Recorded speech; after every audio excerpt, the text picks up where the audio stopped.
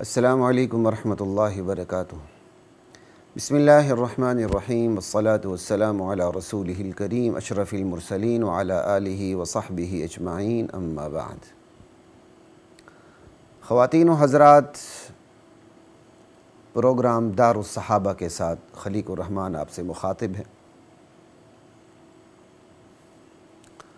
آج کی اس نشست میں جو ہم نے بات کرنی ہے وہ یہ ہے کہ نبی کریم صلی اللہ علیہ وسلم کی تعلیم و تربیت کا، تزکیہ اور تطہیر کا اور صحبت کا تعلق نسلی بنیادوں سے نہیں تھا، بلکہ اصلی بنیادوں سے تھا، اسلامی بنیادوں سے تھا، انسانی بنیادوں سے تھا۔ اس سے پہلے جو ہماری بات ہو چکی ہے وہ یہ ہے کہ نبی علیہ السلام کی تعلیم، تطہیر، تزکیہ اور صحبت کی تاثیر ایمان صحابہ کی صورت میں سامنے آئی اور حفاظت قرآن کی صورت میں سامنے آئی۔ تفصیل سے ہم اس پہ بات کر چکے ہیں۔ آج اس کا تیسرا پہلو ہے کہ نبی علیہ السلام کی تعلیم، تربیت، تزکیہ، تطہیر اور صحبت کی تاثیر تبھی ثابت ہو سکتی ہے جب نبی علیہ السلام کی تعلیمات کو نسلی بنیادوں سے وابستہ نہ کیا جائے، بلکہ اصلی بنیادوں سے وابستہ کیا جائے، انسانی بنیادوں سے وابستہ کیا جائے، اسلامی بنیادوں سے وابستہ کیا جائے۔ خواتین و حضرات، اس کی ضرورت اس لیے محسوس ہوئی کہ بدقسمتی سے آج اسلام کو بھی یہودیت کی طرح نسلی بنانے کی کوشش کی جا رہی ہے۔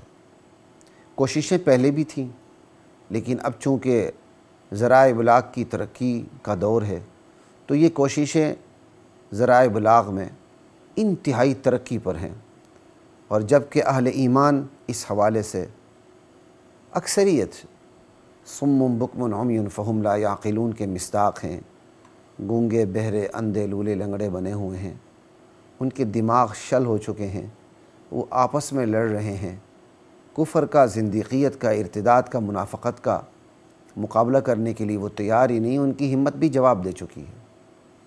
اس لیے ہم نے اس پروگرام ایک نئی جو نشست شروع کی دار الصحابہ کے حوالے سے، ہم یہی صحابہ کا تعارف بھی سامنے رکھنا چاہتے ہیں، اور جو صحابہ کے دشمن ہیں ہم ان کا تعارف بھی سامنے رکھنا چاہتے ہیں۔ دار الصحابہ سے ہمارے دو ہی مقاصد ہیں، صحابہ کا تعارف سامنے آ جائے، صحابہ کے دشمنوں کا تعارف بھی سامنے آ جائے، اور امت غیر المغضوب علیہم ولا الضالین سے بچ کر اہدنا الصراط المستقیم پہ لگ جائے۔ وہ دین جس کی ابتدا رب العالمین ہے اور جس کی انتہا رحمت للعالمین ہے، اس دین میں نسلی جراثیم کی گنجائش کہاں آ سکتی ہے؟ ممکن ہی نہیں۔ اللہ اکبر۔ مگر آج وہ دین جو اپنی ابتدا ہی الحمدللہ رب العالمین سے کرتا ہے، اور جو اپنے نبی کا تعارف رحمت للعالمین سے کرتا ہے کہ وہ کسی خاص انسانوں کا دین نہیں، نسل کا دین نہیں، پورے عالم کا دین ہے، پوری کائنات کے لیے یہ دین رحمت بن کے آیا، اور اس دین کے نبی رحمت بن کے آئے ہیں۔ آج اسی دین کو نسلی بنانے کی کوشش کی جا رہی ہے اہل بیت کے عنوان سے۔ اہل بیت بہت محترم ہیں، لیکن ان کو صحابہ سے الگ کر کے اور اہل بیت کا عنوان تو ٹھیک ہے، صحابہ سے بالکل الگ کر کے اہل بیت کو اس طرح سے ڈسکس کرنا کہ اہل بیت ہی اہل بیت نظر آئیں، اور صحابہ کی توہین ہونے لگے، تکفیر ہونے لگے، تذلیل ہونے لگے، تضلیل ہونے لگے، اس کی گنجائش کہاں ہے؟ اہل بیت کا نعرہ لگانا، اہل بیت کے نعرے کی آڑ میں صحابہ دشمنی، اہل بیت کی آڑ لے کر جو افضل صحابہ ہیں ان کو مفضول قرار دینا، جو باجماع امت قرآن و سنت کی روشنی میں افضل ہیں ان کو نسلی بنیادوں پہ کمتر دکھانا اور چھوٹے صحابہ کو بڑا دکھانا، صحابہ پر تکفیر اور تضلیل کے فتوے لگانا، پھر اہل بیت کا اپنا مفہوم لینا۔ قرآن سے تو جو اہل بیت ثابت ہے نبی علیہ السلام کے، وہ صرف نبی علیہ السلام کے ازواج مطہرات ہیں بس۔ باقی جو اہل بیت میں شامل ہیں نبی علیہ السلام کے داماد اور بیٹی، وہ تو نبی علیہ السلام نے اللہ سے درخواست کر کے اہل بیت میں شامل کروائیں۔ براہ راست قرآن کریم ازواج مطہرات کو مخاطب کر کے انہیں اہل بیت قرار دیتا ہے۔ اہل بیت کا ہم خود ساختہ مفہوم لے لیتے ہیں، پھر اہل بیت سے محبت کا بھی ہم خود ساختہ مفہوم لے لیتے ہیں۔ ہم نہیں لیتے، جو لیتے ہیں وہ غلط کرتے ہیں۔ زندیقین اور مرتدین کلمہ پڑھتے ہیں اسلام کا، اب تو خیر انہوں نے کلمے میں بھی بڑی تبدیلیاں کی ہوئی ہیں۔ اہل بیت کا خود ساختہ مفہوم، پھر اہل بیت سے محبت کا بھی خود ساختہ مفہوم کہ اس محبت میں اہل بیت کو معصومیت کے درجے پر فائز کر دینا، نبیوں سے بھی بڑھا دینا، نفس نبی قرار دے دینا۔ اللہ اکبر، الوہیت کے مرتبے پر لے جانا کہ پوری کائنات اماموں کے ہاتھ میں، پوری کائنات ائمہ کے پنجے قدرت میں ہے۔ اس سے بڑا شرک کیا ہوگا؟ یہ شرک تو ابو جہل نے بھی نہیں کیا تھا۔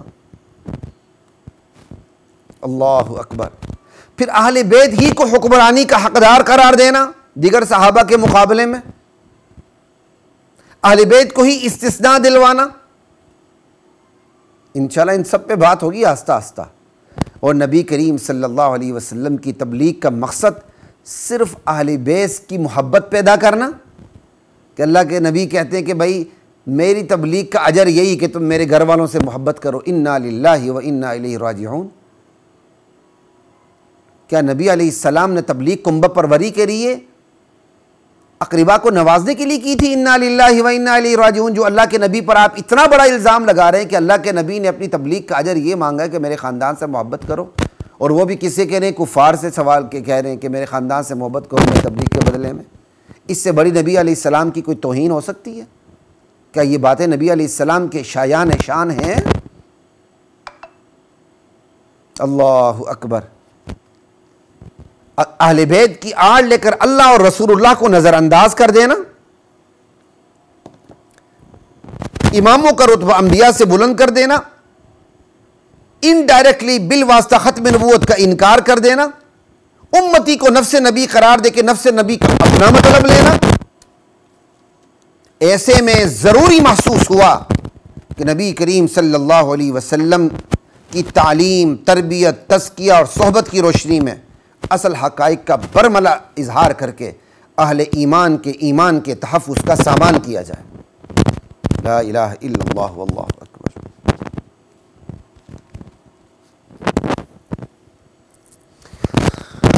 تو یہ جو آپ کچھ سوالات میں نے اٹھائے ہیں، انشاءاللہ آہستہ آہستہ ان تمام چیزوں پہ ہماری بات ہوگی۔ یہی وجہ ہے کہ اہل بیت کی آڑ لے کر یہ جو باتیں کی جاتی ہیں اور عقائد کو، اعمال کو، اخلاق کو بگاڑنے کی کوشش کی جاتی ہے، تو ہم نے کہا چلیں اصولی باتیں آپ کے سامنے ہو سکیں کہ نبی علیہ السلام کی نبوی تعلیمات، جو آپ کی تعلیمات ہیں، وہ کن بنیادوں پہ تھی۔ اہل بیت کا ایسا مفہوم بیان کر دینا کہ جیسے کہ نبی علیہ السلام کی تمام تر جو تعلیمات ہیں، نعوذ باللہ ان کا تعلق نسلی بنیادوں سے تھا، انسانی بنیادوں سے تھا ہی نہیں، نعوذ باللہ۔ نبی علیہ السلام کی تمام تر تعلیمات کا تعلق انسانیت سے تھا، انسانی بنیادوں سے تھا، انسانیت کو نجات دلانا مقصود تھا، محض اپنے خاندان کو، محض اپنے اہل بیت کو نجات دلانا مقصود نہیں تھا۔ ہم اہل بیت کے عنوان سے باتیں ایسے کرتے ہیں جس سے یہ چیزیں چھلک رہی ہوتی ہیں، جیسے نبی علیہ السلام کی تعلیمات کا مقصد ہی اپنے خاندان کو نجات دلانا تھا، اپنے خاندان کو معصومیت کے درجے پر فائز کرنا تھا۔ انا للہ و انا الیہ راجعون۔ نبی علیہ السلام کی تعلیمات کا تعلق نسلی بنیادوں سے نہیں تھا کہ محض اپنے خاندان کو نجات دلانا مقصود ہو، بلکہ انسانی بنیادوں سے تھا کہ پوری انسانیت کو نجات دلانا مقصود تھا، کہ جو کوئی بھی اپنی خوشی سے راہ نجات اپنانا چاہے تو اپنا کے نجات پالے، سید ہو یا میراثی ہو، کوئی امتیازی سلوک نہیں۔ اس حوالے سے اچھا خاندان اللہ کی بہت بڑی نعمت ہے، بہت بڑی نعمت ہے، اور نبی سب سے بہترین گھرانے میں پیدا ہوئے، اس میں بھی کوئی شک نہیں۔ لیکن جہاں تک بات ہے ہدایت کی، راہ ہدایت کو حاصل کرنے کی، نجات پانے کی، تو یاد رکھیے اللہ کے دربار میں سید ہو کے میراثی ہو، کوئی امتیازی سلوک نہیں۔ یہ سید ہو، اس کو تھوڑا سا اور آگے جانے دو، یہ میراثی، اس کو کوئی حق نہیں نجات حاصل کرنا۔ انا للہ و انا الیہ راجعون۔ اللہ کے دربار میں ایسے قانون نہیں چلتے۔ سنیے قرآن کریم کی آیت، وَلَأَمَةٌ مُؤْمِنَةٌ خَيْرٌ مِّن مُشْرِكَةٍ وَلَوْ أَعْجَبَتْكُمْ۔ ایمان والی کنیز، ایمان والی لونڈی، ایمان والی نوکرانی بہتر ہے شرک کرنے والی آزاد عورت سے۔ گرچہ تمہیں وہ آزاد عورت اپنی وجاہت، اپنی خوبصورتی، اپنے حسب و نسب سے تمہیں کتنی ہی اچھی بلی چنگی کیوں نہ لگے، اس کا حسن و جمال تمہیں تعجب میں کیوں نہ ڈالے، اس کی دولت، وجاہت، ریاست، سیاست، قیادت تمہیں متاثر ہی کیوں نہ کرے، لیکن نہیں، ایمان والی لونڈی وجاہت اور حسن اور دولت والی آزاد مشرکہ سے 1000 درجہ بہتر ہے، بلکہ کوئی نسبت ہی نہیں۔ اللہ اکبر۔ میراثی بھی آزاد ہونا تو وہ غلام سے بڑے درجے کا ہوتا ہے، سمجھ آئی؟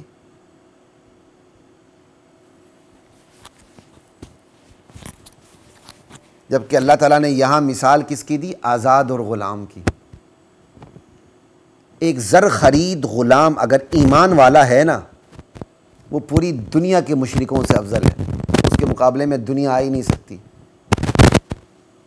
اور اسی طرح آگے آیت دیکھیں، وَلَعَبْدٌ مُؤْمِنٌ خَيْرٌ مِّن مُشْرِكٍ وَلَوْ أَعْجَبَكُمْ۔ غلام، زر خرید غلام، بشرطے کہ وہ مومن ہو، بہتر ہے اس مرد سے جو آزاد ہے، مال و دولت والا ہے، حسن و جمال والا ہے، وجاہت، سیادت، قیادت، ریاست والا ہے، شہرت، عزت، دولت والا ہے، لیکن ہے مشرک۔ تو یہ ایمان والا زر خرید غلام، 24 گھنٹے کا نوکر جس کو آپ بیچ سکتے ہیں، تو وہ اس مرد سے جو ہے مشرک لیکن اس کے بعد دنیا جہاں کے تمام دولتیں، اسباب، وسائل، ذرائع سب کچھ ہیں، اس سے 1000 درجہ بہتر ہے، اگرچہ تمہیں اس آزاد مشرک مرد کی دولت، عزت، شہرت، طاقت، اسباب، وسائل تعجب میں کیوں نہ ڈالیں، متاثر کیوں نہ کریں۔ کتنا بڑا قانون اللہ تعالیٰ، اللہ اکبر۔ اللہ کہتا ہے ایمان والا بندہ ہے غلام، نکل جائے گا آگے، ایمان والی لونڈی ہے لیکن ہے ایمان والی، نکل جائے گی آگے۔ یہی وجہ ہے کہ ہاشمی خاندان کے ابو طالب پیچھے رہ گئے، ابو لہب پیچھے رہ گئے، حبشی خاندان کا بلال آگے اس قدر آگے نکل گیا کہ حبشی بلال سیدنا بلال بن گیا، اس قدر آگے نکل گیا حبشی بلال کہ نبی خاتم المرسلین والنبیین والمعصومین نے اس حبشی غلام بلال کے قدموں کی چاپ، آہٹ جنت میں سنی، جناب جنت میں۔ کھولیے صحیح بخاری کی حدیث 1149، نماز فجر کا وقت ہوتا ہے، نبی علیہ السلام حضرت بلال سے پوچھتے ہیں، یا بلال، اور یہ وہی وقت ہے جس میں نبی علیہ السلام صحابہ سے خواب کے بارے میں سنایا کرتے تھے، جس نے خواب سنانا ہو اس وقت وہ سنا لیا کرتا تھا۔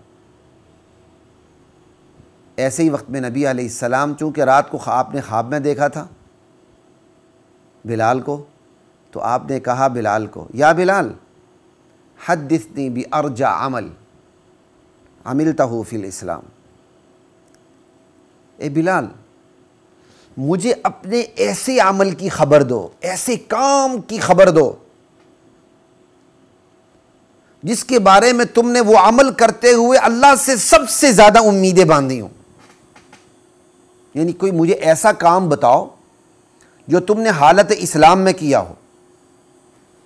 جو معین کام، فرائض، واجبات ہیں وہ تو سامنے ہے نا، اس کے بارے میں تو بات ہی نہیں ہو رہی۔ یہاں سوال ہی سے حضرت بلال نے بانپ لیا تھا کہ یہ سوال نوافل کے بارے میں، جو فرائض ہے وہ تو متعین ہے۔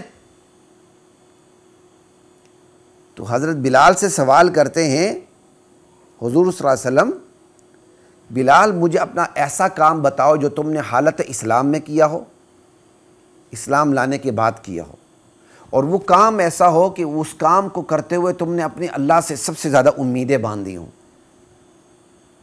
اس کام پہ اللہ پتہ نہیں کیا کیا کیا کیا کیا کچھ عطا کرے گا مجھے۔ اور اللہ کے نبی نے انہیں یہ کیوں کہا کہ بلال میں تم سے یہ کیوں پوچھ رہا ہوں پتہ؟ فَإِنِّي سَمِعْتُ دَفًّا عَلَيْكَ بَيْنَ يَدَيَّ فِي الْجَنَّةِ، بلال میں نے تیرے قدموں کی چاپ اپنے آگے جنت میں سنی ہے، اس لیے میں تم سے پوچھ رہا ہوں تمہارا کیا کام ہے جو تم اللہ سے اتنی امید باندھ کے کرتے ہو کہ اللہ تعالیٰ نے تمہاری امید اس طرح پوری کی ہے کہ میں نے اپنے سے آگے جنت میں تیرے قدموں کی آہٹ سنی ہے۔ تم نے اللہ سے اتنی بڑی امید لگا لی اور اللہ نے وہ امید تمہاری ایسی پوری کر دی کہ میں نے دیکھ لی تم اس آگے جنت میں موجود ہے۔ اللہ اکبر۔ اب سوال پیدا ہوتا ہے کہ نبی علیہ السلام پیچھے ہیں، بلال آگے۔ یہ دنیا کا منظر ہے، دنیا میں بلال حضور کے خادم بن کر حضور کا سامان لے کر آگے آگے ہوتے تھے، حضور ان کے پیچھے پیچھے ہوتے تھے۔ اللہ نے یہی منظر جنت میں بھی دکھا دیا کہ بلال آگے آگے ہیں، حضور پیچھے پیچھے ہیں، خادم آگے آگے ہیں۔ کیا کمال کی بات ہے، کیا کمال کی بات ہے۔ اللہ اکبر۔ اب جب بلال سے حضور نے یہ پوچھا بلال مجھے وہ کام بتاؤ کیونکہ میں نے تمہارے قدموں کی چاپ جنت میں سنی ہے، تو حضرت بلال کہنے لگے یا رسول اللہ، میں سمجھتا ہوں کہ میں نے وہ کام جو اللہ سے سب سے زیادہ امیدیں باندھ کے کیا ہو وہ یہ ہے میں کہ جب بھی دن میں رات میں بے وضو ہوتا ہوں تو وضو کر لیتا ہوں، پھر اس وضو سے نفل نماز پڑھ لیتا ہوں، اور اتنی پڑھ لیتا ہوں جتنی میری مقدر میں ہوتی ہے، جتنے میری مقدر میں ہوتی ہے، اور غالباً ایک روایت میں دو رکعت بھی ہے۔ ما عملت عملا ارجع عندي انی لم اتطہر طہورا فی ساعت لیل او نہار الا صلیت بذلک الطہور ما کتب ان اصلی۔ اللہ اکبر۔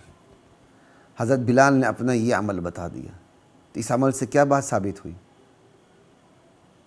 نیک عمل پر ہمیشگی اختیار کرنا، اور یہ نیک عمل بھی کتنا کمال کا ہے کہ دن ہو یا رات ہو، جب میں بے وضو ہوتا ہوں تو وضو کر کے اسے نماز ضرور پڑھتا ہوں۔ کیا کمال کی بات۔ تو حضرت بلال کو اس حدیث میں جنت کی خوشخبری مل گئی۔ یہ صحیح بخاری کی حدیث ہے، اور نبی علیہ السلام نے بلال کے قدموں کی چاپ جو جنت میں سنی وہ خواب دیکھا تھا، اور نبی کا جو خواب ہوتا ہے وہ وحی کی نوعیت رکھتا ہے۔ جناب خواتین و حضرات، نبی کا خواب وحی ہوا کرتا ہے۔ تو اس حدیث سے حبشی بلال کا جنتی ہونا ثابت ہو گیا۔ عشرہ مبشرہ تو وہ ہیں جن کو ایک ساتھ 10 صحابہ کو جنت کی بشارت ملی، اس کے علاوہ بھی ہیں جن کو جنت کی بشارتیں ملی ہیں، جیسے یہ حضرت بلال۔ اللہ اکبر۔ حضرت عمر فرمایا کرتے تھے حضرت بلال کے بارے میں، ابو بکر سیدنا اعتق سیدنا بلالا، ہمارے سردار ابو بکر نے ہمارے سردار بلال کو آزاد کیا تھا۔ کیا کمال کی بات۔ اور یہ جو حضرت بلال کی بات ہے کہ حضرت بلال نے یہ اپنا عمل بتایا، یہ ایک دوسری حدیث میں زیادہ اچھے یعنی بڑے پرکشش الفاظ کے ساتھ یہ حدیث آئی ہے۔ عن عبداللہ ابن بریدہ عن ابیہ ان رسول اللہ صلی اللہ علیہ وسلم سمع خشخشۃ امامہ۔ عبداللہ بن بریدہ راوی ہیں، وہ اپنے والد سے روایت کرتے ہیں بریدہ سے کہ نبی علیہ السلام نے اپنے سے آگے جنت میں آواز سنی۔ آپ نے پوچھا من ھذا، یہ کون ہیں؟ آپ کو بتایا گیا، فرشتوں نے بتایا بلال، یہ بلال ہیں۔ آپ نے بلال کو یہ خبر دی اور فرمایا بما سبقتنی الی الجنہ، تو کس وجہ سے مجھ سے آگے جنت میں تھا؟ تیرے قدموں کی چاپ تو آگے میں سن رہا ہوں، تو اس کا مطلب تم مجھ سے آگے آگے جنت میں تھے۔ فقال یا رسول اللہ ما احدثت الا توضأت ولا توضأت الا رأيت ان للہ علی رکعتین اصلیہما لا الہ الا اللہ۔ یا رسول اللہ میں بے وضو نہیں ہوتا، میں جب بھی بے وضو ہوتا ہوں وضو کر لیتا ہوں، اور جب وضو کرتا ہوں تو میں سمجھتا ہوں اللہ کے لیے مجھ پر 2 رکعتیں لازم ہو چکی ہیں۔ مطلب تقویٰ کے زور پر سمجھتے ہیں، لازم تو ہے نہیں، تحیۃ الوضو لازم تو نہیں، لیکن وہ اپنے بارے میں خود کہتے ہیں۔ قال صلی اللہ علیہ وسلم، تو نبی علیہ السلام نے بلال کی یہ بات سن کے کہا بہا، یہی وہ تمہاری خصوصیت ہے جس کی وجہ سے اللہ تعالیٰ نے تمہیں یہ مقام عطا کیا کہ میں نے اپنے آگے جنت میں تیرے قدموں کی آہٹ سنی۔ بلال، یہ ساری تفصیل آپ کو میں نے کیوں بتائی ہے کہ ہاشمی خاندان کا ابو طالب پیچھے رہ گئے، ابو لہب پیچھے رہ گئے، حبشی خاندان کا بلال آگے نکل گیا۔ نبی علیہ السلام کی تعلیمات سے یہ بات ثابت ہو گئی کہ آپ کی تعلیمات کا تعلق نسلی بنیادوں سے نہیں تھا، ورنہ ابو طالب بھی ایمان لے آتے۔ نسلی بنیادوں سے نہیں تھا، وگرنہ ابو لہب بھی ایمان لے آتے۔ اصلی بنیادوں سے تھا، انسانی بنیادوں سے تھا، جس میں ابو طالب ہو کہ ابو لہب ہو یا کوئی اور ہو، سارے برابر تھے۔ اور اس میدان میں ابو طالب پیچھے رہ گیا، ابو لہب پیچھے رہ گیا، ابو جہل پیچھے رہ گئے، نکلنے والا حبشی غلام آگے نکل گیا بلال، اور حبشی غلام بلال، کالا کلوٹا بلال سیدنا بلال بن گیا۔ چونکہ نبی علیہ السلام کی تعلیمات کا مقصد انسانیت کو نجات دلانا تھا، تو آپ کے رضائی بھائی، آپ کے چچا اور شہداء کے سردار، جنہیں اللہ کے نبی نے سید الشہداء کہا، سید الشہداء حضرت حسین نہیں ہے، حضرت حسن نہیں ہے، کوئی اور صحابی نہیں ہے، نبی علیہ السلام کے فرمان کے مطابق سید الشہداء حمزہ۔ چونکہ انسانیت کو نجات دلانا مقصود تھا، تو آپ کے چچا کے قاتل وحشی بن حرب وہ بھی نجات پا گئے۔ اتنے بڑے قصور کے باوجود، اتنی بڑی خطا کے باوجود، اتنے بڑے قتل اور جرم کے باوجود وحشی بن حرب نجات پا گئے۔ کیوں؟ اسلام قبول کر چکے۔ اسلام نے جو اتنا بڑا جرم تھا کہ نبی کے چچا کو، رضائی بھائی کو قتل کر دینا، اور وہ چچا اتنے پیارے تھے حضور کے لیے حضرت حمزہ کہ نبی علیہ السلام نے ان کی 70 مرتبہ نماز جنازہ پڑھی۔ 70 مرتبہ، یہ حضرت حمزہ کی خصوصیت تھی۔ ذالکما مما علمنی ربی، اس کے اور بھی جواب دی جاتے ہیں کہ 70 بار کیوں پڑھی گئی، مختلف تعویلیں ہیں۔ میں سمجھتا ہوں تعویل کی کوئی ضرورت نہیں، جو اللہ نے مجھے القاء کیا وہ یہی ہے کہ حضرت حمزہ کی خصوصیت تھی 70 مرتبہ جنازہ۔ جیسے ایک صحابی خصوصیت ہے کہ ان کی ایک گواہی 2 گواہوں کے برابر، اسی طرح حضرت حمزہ کی خصوصیت 70 مرتبہ جنازہ پڑھنا۔ لا الہ الا اللہ، اللہ اکبر۔ ان الاسلام یہدم ما کان قبل، اسلام تو اپنے سے پہلے گناہوں کو ڈھا کے رکھ دیتا ہے۔ اب ایمانداری سے بتائیے، حضرت وحشی بن حرب رضی اللہ تعالی عنہ کے اس جرم کو لے کر جو انہوں نے اسلام قبول کرنے سے پہلے کیا تھا، حضور کے چہیتے چچا کو قتل کیا تھا، آج کیا وحشی بن حرب رضی اللہ تعالی عنہ کو ہدف تنقید بنایا جا سکتا ہے؟ نہیں۔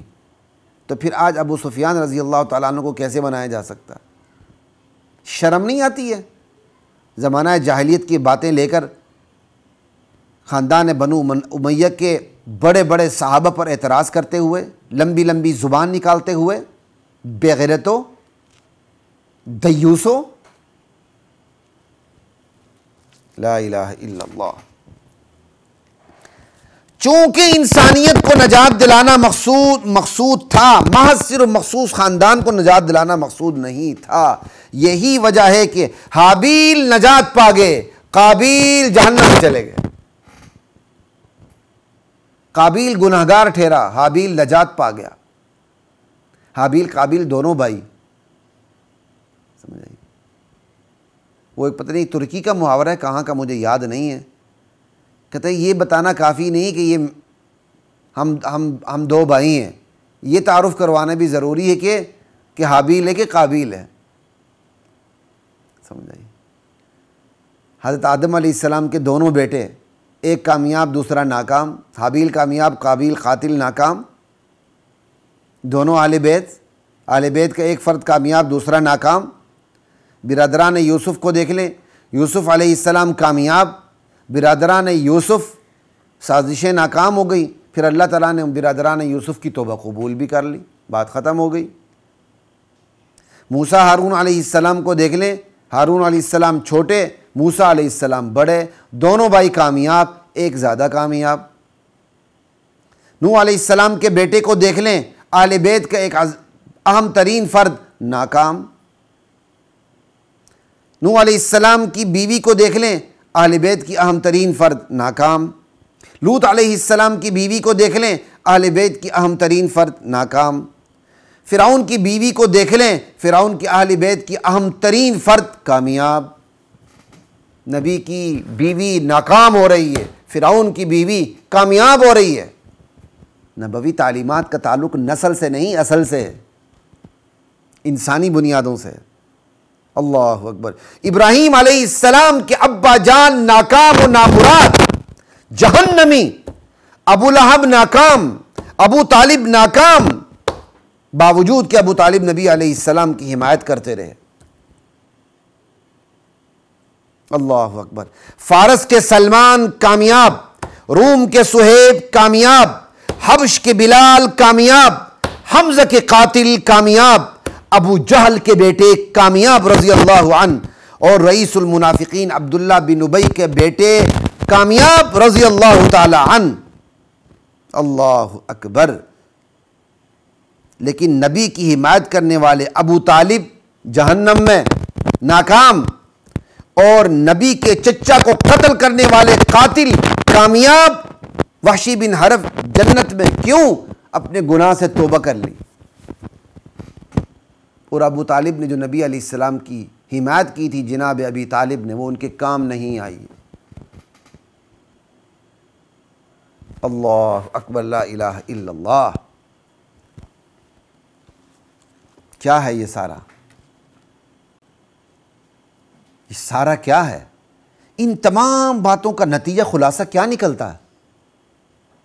کہ نبوی تعلیمات کا تعلق محض مخصوص خاندان سے نہیں ہے، محض اہل بیت سے نہیں ہے، انسانی بنیادوں سے ہے۔